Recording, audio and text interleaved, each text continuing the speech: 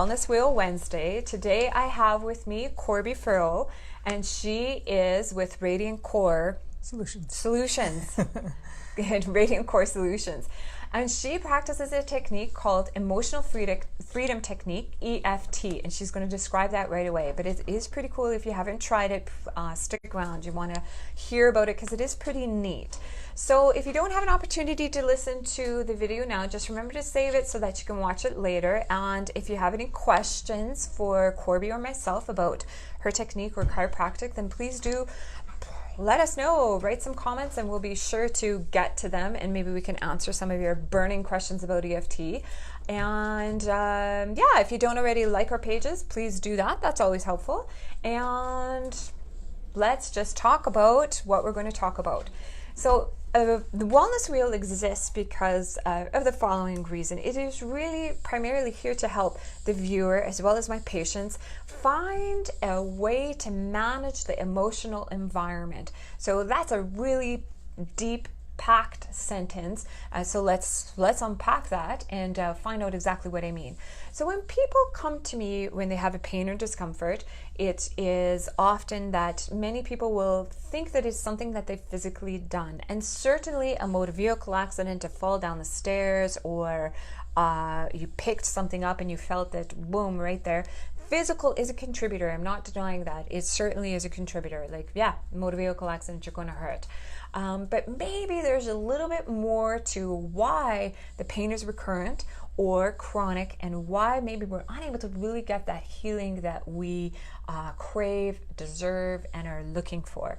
Because back pain really can rob us of enjoying life to its fullest. There's also the chemical environment and the emotional environment. So chemicals is the foods that we eat, and then the environmental air. These can really trip a stress response. So we do need to pay attention to the foods that we're eating, and certainly invest in some knowledge about our environmental toxins that you can't always see or smell it, but it doesn't mean that it's not there. But emotions are the most trickiest. They can be real big offenders, especially if we haven't processed an emotion to its entirety. So emotions like a sad, a hurt, an anger, fear, guilt, they can all get swallowed in there. And if they're not coming out this way and verbalized to the ones that we care most about, because life is about sharing the joys as well as some of the sadnesses in our life. We can't get that part of, and we swallow it. It's going to come out. It's going to come out sideways somewhere, and you have neck pain, back pain, and this sometimes is one of those real big reasons why people are really unable to get over their pain. So Wellness Wheel Wednesday exists as a way to showcase other professionals who have maybe a little bit more knowledge or talent or a different style to helping people manage some of those emotions. Now, emotional freedom technique is pretty cool. So I've experienced it. I've had it. I've done it. But I don't do it regularly. And I think Corby might help me change my mind about it. So let's just start there, Corby. What is emotional freedom technique for those who've never heard about it? Yeah, emotional freedom techniques is, a lot of people have heard of acupuncture.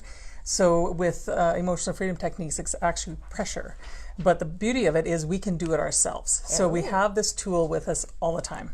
So, when we're feeling a little bit off or anxious, it's a great way to regulate our body and bring it into neutral again, if you will. So as you said, like I may not tap regularly, but what it does when we have wellness, and just like when you're treating someone with a chiropractor, the more we do things, the healthier we get. Yeah. So what we have is a window of tolerance. Yeah. So when we have that window of tolerance, that's what we can handle without going into hyperregulation or hyporegulation, where it's too much stress that we can't handle it. Yeah. So the more we resource ourselves, the bigger that window gets. Yeah. Funny, that's often how I think of it. I think of it as a gap, exactly. Yes. So you always want to make sure that your gap is really large, because Yes. then you can handle more stresses. The more narrow it is, even a slight stress can just tip you over. That's Absolutely. Funny that there's this parallel. Yeah, because emotional freedom is when you can face your triggers and your fears in a calm body. Yeah. You know, because when, as you say, that stress is when our bodies are tense, we're holding things in, and that doesn't allow us the freedom to allow our energies to move, allow the things that are healing us to move. So that's what keeps us healthy, is when we can be relaxed, face the situation, then we have more resources to actually handle that situation. Brilliantly put. That's exactly, that's totally true. So what's the tapping? Why tapping? Why can't we just stare at something? Or Okay, so tapping, when we're working on these meridian points, actually works on the amygdala in the brain. That's our fight or flight center. So once that gets triggered, the hormones, cortisol starts coming in, the adrenaline starts going, and the amygdala is off and running. So what tapping does, when we start tapping on these, it starts sending the brain a signal to start calming down. So then we start bringing in the DHL hormones, the serotonin starts coming back in, the blood starts going back up into our frontal cortex, so it brings that calming effect into our body. So then it helps again move that energy, so now we're resourced to handle what we need to do. So I'm familiar with some of the places where people tap, but can you show us where some common tap points are? Yeah, we'll just do what's called a bronze level tapping, and that's just anybody can do this anywhere. So we have on the side of our hands, and it doesn't matter what side you do, and you just start tapping, just gentle tapping. And this is the first point. The next points are... Does speed matter? No, you can, and well, speed doesn't matter, but sometimes a slow works if you're not getting shifting from regular. Sometimes it's nice to just press and hold too. Or if you're, say you're sore in some areas, like say if you're working with an elderly person and want to have them calm a little bit and they're sore, just press and hold too. Yeah. So it's just getting to those points where they are. The next point is where our eyebrows start on our face here. Yeah. And you can either do both hands, one side, the other side. Whatever works. I used to only do one, but now I tend to do both at the same time. It's both effective. Another point is on the side of the eye, just on the bony part here. And it's tapping, and you want enough pressure that you feel it, but not enough you're going to bruise yourself. Right. And then the other one is right underneath your eye on the bony part, where you look. So what if somebody's, like a major perfectionist and is like, what if is it 7 millimeters this way, 3 millimeters? It's okay. It's got a wide enough range that it's not. You don't have to worry about that. Yeah. So, but what if I'm like over here? Will that still have some effect? It'll have some, but you should really be like where your eye is looking straight. That's where you should get it. Okay. And then underneath the nose, this stuff looks really weird, but it is effective. And then under the chin. Yeah. And then the collarbone, if you have your arms by your side and you pull up to your collarbone, those are the spots where you want to hit on there. On the bone or under? Underneath, in that meaty part. Yeah. So you can either like do it on one side like this, on the other side, both. It's up to you. It doesn't matter, whatever's going to feel comfortable. Sometimes these points will feel sore, and that's a good indication that you're holding stress. Huh. And the next one is midline body. On the side, this is where it looks weird, like you can look like a monkey. When we're working with kids, we often go like, be the gorilla and whatever, underneath the arm. And then the last one, you have all your meridians join on the top of your head here. So there's a huge patch up here, and you want to stay to the back third of your head. Oh, yeah. And then where ponytail is? No, just in front of your ponytail. Oh, okay. And then that's it. And then you would do that round again. Now it doesn't matter. Oh, that order. Yeah. And the reason we put it in that order is just for simplification. It doesn't matter what order you actually do it in, but when you're doing something, it makes it easier to do it. Remember. Yeah. Okay, so it was this guy. Yeah. On the top of the head. Yeah. Okay. And then just take a breath. And then you can just notice and feel how you feel. And that's just what we call bronze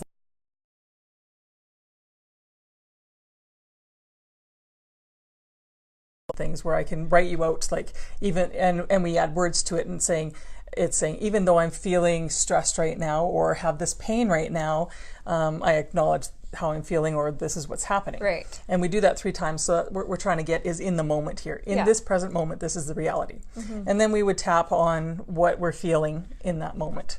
And go around there. So that would be the silver. And then the gold is where we would work one-on-one, and that gets really deep. And that's just not the surface, let's bring you back to calm. It's let's get into that. Where is that pain? Why is it there? Why is it stuck there? Super valuable. Because it's usually correlated to something that's happened in the past.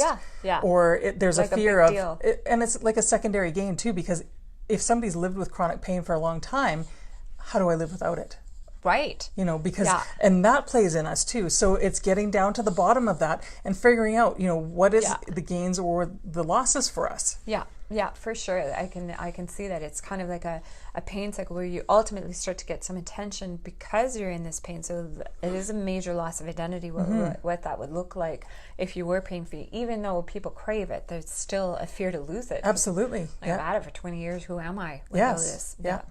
So I can see that there's real value on getting some one-on-one because emotions are uncomfortable. They're very beneficial. They're information about you. So this shouldn't. It's okay to have sad, shame, guilt. Shame is great. Don't do it again type of feeling. Yeah. Well, but the problem is we're taught at very young not to cry, hold it in. Right. Or we're allowed this much emotion. Right, which is not good. They're meant to be processed and out there. So it's important to feel, and nobody can tell you not to feel something. So it's that's where I think a lot of the conundrum is, don't cry, you shouldn't feel sad. Yeah, I could feel sad. Well, you can fool yourself and think and numb it. A lot of people will use alcohol, drugs, just stony face, to get away from it. But what happens is then we can't fool our biology, and it will, like as you said, it will come out in other pain somewhere. It'll come out in disease. It'll come out mental illness, whatever it is. Yeah. So, do you have some? What if somebody wanted to take this to the next level? They're tapping. They're feeling a little bit better and they're intrigued. Do you have some availability for the gold level? Yeah, we've got level 1 and 2 training in November 2nd, 3rd, and 4th in Edmonton here. Yeah. If you're interested, you can go to my website at Radiant Core Solutions, and the registration page is there, or give me a call or an email and I can talk about what it entails in that. Is there a lot of emotional freedom technique people in Edmonton? There's not a lot. Yeah, I didn't think there was. And it's but we're changing that. Yeah. We've put a whole bunch through in March. I had a training session there, and we've got some more, and we really want to get it out there because it is so powerful, and it can help so many things. One last thing. Look at this. Corby Furrow wrote a book. She was a co-author in one of this book, and it's called What's Self-Love Got to Do with It? Her chapter is in chapter 7, and I think you have a book signing coming up, don't you? On next Tuesday, the 22nd, at Square One. Oh, yeah, it's very really exciting. Awesome. And it's somebody from the East, a radio station, Radio. Yes. Yeah. They've picked up for the whole month, so I'm actually going live broadcast on the 20th of August. So that's very exciting. Impressive. Yeah. I'm really impressed, and congratulations. That's Thank you. Huge. So if you want to read up a little bit more on Corby's story, this is where you can find it. So where can somebody get this book? You can either email me and I can send you one, or you can go to Amazon sites, Canadian or American, because we're an international bestseller. Oh, that's so great. I'm talking to someone super famous.